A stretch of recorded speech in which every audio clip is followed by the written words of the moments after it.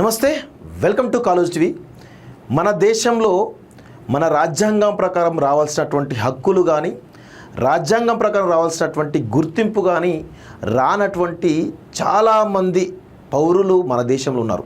దానిలో ముఖ్యంగా అడవులలో నివసించేటువంటి ఆదివాసీ గ్రామాలకు, ఆదివాసీ గూడాలకు సంబంధించినటువంటి వ్యక్తులు ఎవరైతే ఉన్నారో వాళ్ళు మన దేశ పౌరులుగా ఇప్పటికి కూడా గుర్తించకపోవడం, ఈరోజు మన దేశ స్వాతంత్రం వచ్చి కూడా దాదాపు 75 ఏళ్ళు 80 ఏళ్ళు చెప్తున్నప్పటికీ కూడా ఇంకా మన దేశంలో అడవులలో ఉన్నటువంటి ఆదివాసీలకు సంబంధించినటువంటి గుర్తింపు విషయంలో ఇప్పటికి కూడా చాలా పెద్ద కాంట్రవర్సీ నడుస్తూ ఉంటుంది. అయితే ఆ ఆదివాసీ గ్రామాలు, ఆదివాసీ ఊర్లు ఏవైతుంటాయో అక్కడికి వెళ్ళడానికి రోడ్లు ఉండవు. అదేవిధంగా వాళ్ళు సమాజానికి దూరంగా, ఈరోజు సమాజంలో ఉండే వ్యక్తుల మధ్యలో ఉన్నటువంటి అంతరాలు కావచ్చు, ఏవైతే రాకపోకలు కావచ్చు ఏవైతే ఉంటాయో, ఆదివాసీలో ఉన్నటువంటి గ్రామాలకు, గూడాలకు అసలు రోడ్లు ఉండవు. కనీసం వాళ్ళు ఎలా బతుకుతున్నారు, చదువు ఉండదు, ఏమీ ఉండదు. అలాంటి దుర్భరమైనటువంటి జీవితాలు ఈరోజు ఆదివాసీ గ్రామాల్లో ఉన్నాయి. సో ఇలాంటి పరిస్థితుల్లో ఈ ఆదివాసీ గ్రామాలను కూడా వీళ్ళు కూడా మన దేశ పౌరులే, వీళ్ళు కూడా గుర్తించడం మన బాధ్యత, వీళ్ళని చదివించడం మన బాధ్యత అని చెప్పేసి దేశవ్యాప్తంగా అనేకమైనటువంటి స్వచ్ఛంద సంస్థలు అనేక రకాలుగా ప్రయత్నాలు చేసినటువంటి సందర్భాలు మనం చూస్తాను. అయితే ఎందుకు ఇంత చెప్తున్నానంటే, మన తెలంగాణ రాష్ట్రంలో ఈరోజు పంచాయతీరాజ్ శాఖ మంత్రి సీతక్క మంత్రిగా ఉన్నటువంటి కాన్స్టిట్యూన్సీ ఏదైతుందో, ప్రాతినిధ్యం వహిస్తున్నటువంటి కాన్స్టిట్యూన్సీ ఏదైతుందో, ములుగు నియోజకవర్గంలో కూడా ఆదివాసీలు చాలా పెద్ద ఎత్తున ఉంటారు, మనందరికీ కూడా తెలుసు. అయితే కొన్ని ఆదివాసీ గ్రామాలేమో ప్రజలకు దగ్గరగా పనిచేస్తూ ఉంటాయి, కానీ కంప్లీట్గా అడవులలో కనీసం రాకపోకలేనటువంటి ఆ గుట్టల మధ్యలో ఉండేటువంటి చిన్న చిన్న గూడాలు ఏవైతుంటాయో వాళ్ళకు కనీసం చదువుకు నోచుకోరు, తిండికి నోచుకోరు, కనీసం కట్టు బట్టలు కూడా నోచుకున్నటువంటి పరిస్థితులు మనం ఆల్రెడీ కళ్ళకు కట్టిన చాలా సందర్భాలు చూసినాం. అయితే ఈ క్రమంలోనే Bheem children happiness centre, BCHS అనేటువంటి ఒక స్వచ్ఛంద సంస్థ, దానిలో ప్రథమంగా ఆ సంస్థ యొక్క నిర్వాహకులు సంతోష్ ఇస్రం, ఉస్మానియా యూనివర్సిటీ సంబంధించినటువంటి ఒక విద్యార్థి నేత.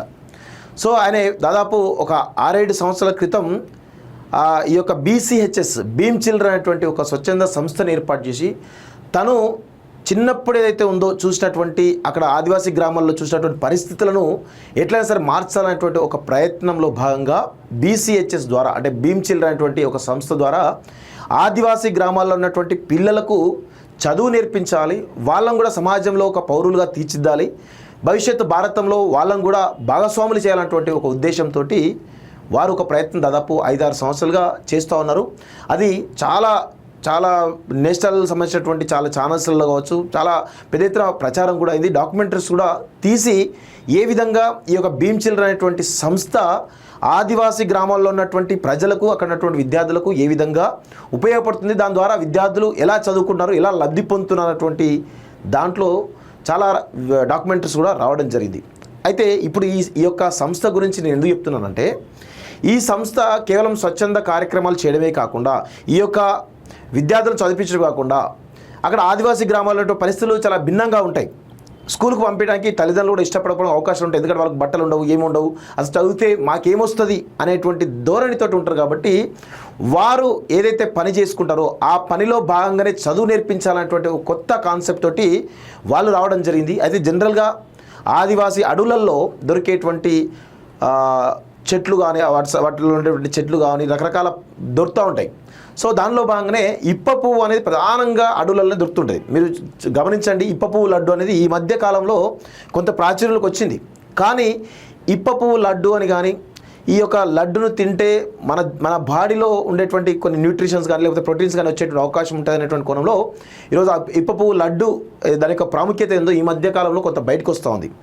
ఈ క్రమంలోనే ఆ యొక్క ములుగు ఆదివాసీ గ్రామాల్లో ఈ భీమ్ చిల్డ్రన్ సంస్థ ద్వారా ఎవరైతే ఆదివాసీ గ్రామాల్లో ఉండేటువంటి పిల్లలు ఎవరైతే ఉంటారో వాళ్ళు ఇప్పపు ఏరడానికి అక్కడ అడవులోకి పోతున్న సందర్భంలో వాళ్ళు ఎట్లయినా సరే ఆ ఇప్పపు వాళ్ళకు ఒక ఉపాధి వచ్చే అవకాశం ఉంటుంది. కాబట్టి వాళ్ళ యొక్క పనిని వదిలిపెట్టరు. కాబట్టి ఇప్పపు ఏరుకున్నటువంటి సందర్భంలోనే దాన్ని అయిపోయిన తర్వాత అక్కడే స్కూల్ పెట్టేసి వాళ్ళకు విద్యాబుద్ధులు నేర్పించాలంటే ఒక ప్రయత్నం ఈరోజు భీమ్ చిల్డ్రన్ వాళ్ళు చేస్తూ ఉన్నారు. సో దానికి సంబంధించి ఇద్దరు వ్యక్తులు వాళ్ళ ఆ సంస్థలో ఇంటర్న్స్గా చేసినటువంటి ఇద్దరు వ్యక్తులు, సాయి మరియు లావణ్య, ఇద్దరు రావడం జరిగింది. సో వారు ఈ యొక్క ప్రయత్నం చేస్తూ ప్రస్తుతం మన దగ్గర రావడం జరిగింది. ఇప్ప పువ్వు లడ్డు ఆ పిల్లలు ఆదివాసీ గ్రామాల్లో ఉండేటువంటి పిల్లలు తయారు చేసినటువంటి ఇప్ప పువ్వు లడ్డును తయారు చేసినటువంటి స్వచ్ఛమైనటువంటి లడ్డు ఇది. దీనిలో ఎలాంటి ఇంగ్రీడియంట్స్ కానీ ఎలాంటి కలిపిన సందర్భాలు లేవు ఇలా. సో దాన్ని తీసుకొని రావడం జరిగింది. అందుకోసమే ఒక వీడియో చేస్తాను. ఒకసారి వారిని అడిగి కూడా ఈ ఇప్ప పువ్వు లడ్డును ఏ విధంగా చేస్తున్నారు, దీని ద్వారా ఏం చేయబోతున్నారు, పిల్లలకి ఏ విధంగా ఉండబోతుంది, నిజంగా విద్యాబుద్ధులు ఎలా నేర్పిస్తున్నారు కూడా వారితో మాట్లాడే ప్రయత్నించుదాం. సాయి, చెప్పండి ఒకసారి ఈ లడ్డు ప్రాముఖ్యత చెప్తూ అసలు ఎట్లా దీన్ని ఈ ఇప్ప పువ్వు లడ్డు తయారు చేయాలి, దీన్ని మార్కెట్లోకి తీసుకురావాలి ఎందుకు అనుకున్నారు అసలు? సో నా పేరు సాయి కుమార్, ఈమె లావణ్య. సో మేమిద్దరం ఉస్మానియా యూనివర్సిటీలో పీజీ అయిపోయింది. సో మేము రీసెర్చ్ బేస్డ్ ఇంటర్న్స్గా భీమ్ చిల్డ్రన్ హ్యాపీనెస్ సెంటర్లో జాయిన్ కావడం జరిగింది. ఇది ములుగు భూపాలపల్లి జిల్లాలో ఉంటుంది. సో మేము ప్యారలల్గా స్కూల్కి కూడా వర్క్ చేయాలి. సో మేము అప్పుడు వర్క్ చేసేటప్పుడు సో పిల్లలు ఇప్పపు సీజన్లో వాళ్ళ కల్చర్ అనేది వాళ్ళ పేరెంట్స్తో పాటు ఇప్పపు ఏరడానికి వెళ్తారు. సో దానిలో భాగంగా మనం వాళ్ళ కల్చర్ని ఇంక్లూజ్ చేసుకోనికి మనం ఎందుకని వాళ్ళ కల్చర్ని సప్రెస్ చేయాలని మనం ఇప్ప చెట్ల కిందికి మన టీచర్ వెళ్ళి దాని కింద పరదాలు వేసుకొని ఇప్పపు ఏరినాక ఇప్ప చెట్లతో కొన్ని పాఠాలు చెప్పుకొని కలర్స్ అనేవి నేర్చుకొని స్టోరీలు నేర్చుకొని సో దాని ద్వారా మేము ఈ కల్చర్ని ఇంకా మనం ఖరాబ్ చేయకూడదు కాబట్టి సో అక్కడ సరదాగా ఏరిన ఇప్ప పువ్వును తీసుకొచ్చి స్కూల్లో ఆరబెట్టడం జరిగింది. సో అట్లా ఆరబెట్టినాక మా సంతోష్ ఈశ్వరం అని మా ఫౌండర్కి ఒక ఐడియా వచ్చింది, మనం ఎందుకని దీంతో లడ్డూలు క్రియేట్ చేయకూడదు. ఇటీవలే దీన్ని ఆదిలాబాద్ అనే ప్రాంతంలో దీని ప్రాముఖ్యత బాగా పెరుగుతుంది.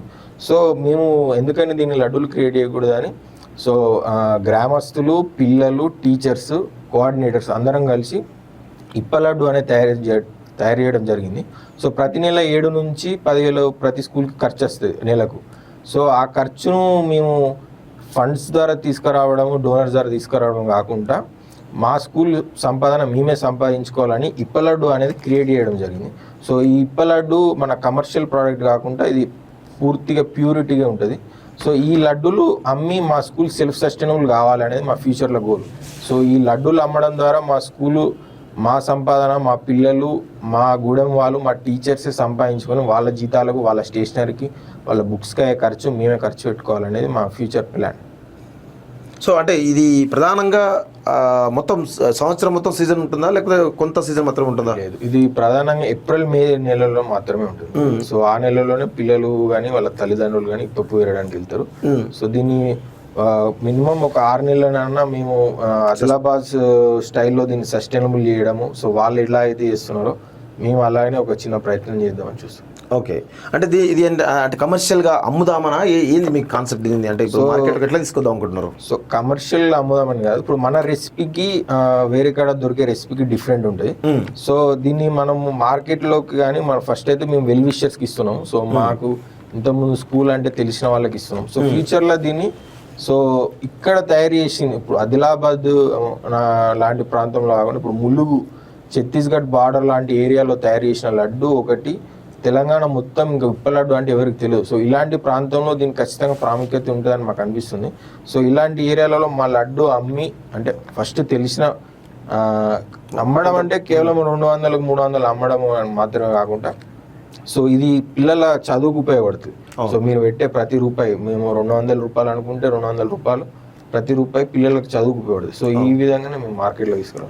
అంటే ఇప్ప పువ్వు వల్ల ఏంటి అంటే అడ్వాంటేజ్ ఏముంటుంది, అంటే హెల్త్కి ఎట్లా బెనిఫిట్ అవుతుంది అని చెప్పగలుగుతారా? సో ఇప్ప పువ్వు, బెల్లము, నువ్వులు, గీ వాడతాం మేము. సో ఈ 3 protein rich sources, proteins and vitamins rich sources.